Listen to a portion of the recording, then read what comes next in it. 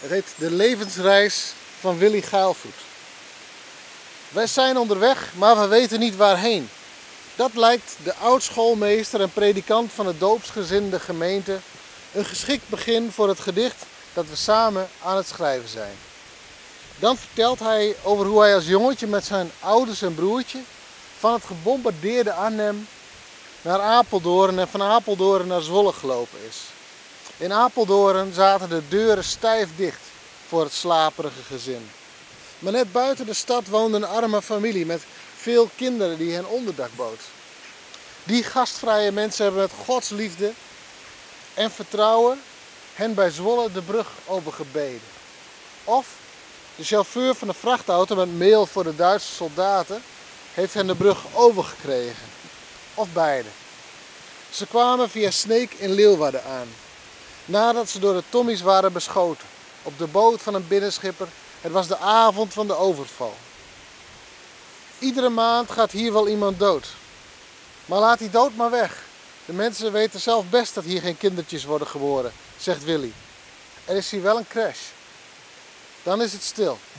Willy is aan het denken over dit gedicht. Ik zoek mijn levenspad. Ik heb al een flink stuk gelopen. Hopelijk ligt er een stuk voor mij om het pad eindelijk af te sluiten. Ik wacht er niet op, ik zie het vanzelf. Ik kom hier namens de stichting Johan Hendrik van Dalen, waar ik vrijwilliger bij ben voor de culturele evenementen. En ik organiseer altijd lezingen en voor ons eigen stichting in het Belfort in Sluis. Maar omdat wij nu een samenwerkingsproject doen, is mij gevraagd om hier ook te assisteren. Ik heb geen officiële rol, maar meer op de achtergrond. En verder coördineer ik soms residenties van schrijvers. Dus ik ken wel veel schrijvers en dichters. En van deze dichters is één dichteres ook ooit bij onze residentie geweest. Dus die heeft 2 weken bij ons verbleven en toegeschreven aan haar gedichtenbundel. Ik blijf het liefst in Brugge, bij mijn pooier en mijn honden. Anderen mogen in het spotlicht staan. Anderen zijn mooi. Anderen hebben stijve kuiven en onweerlegbare diploma's. Ik koop het liefst te krappe schoenen. Dan zie ik af. En afzien is boete doen. En boete doen is noodzakelijk wanneer je een hoer bent. Ik eet het liefst monochroom voedsel. Geel en glijdend. Anderen mogen op restaurant gaan. Anderen zijn gulzig.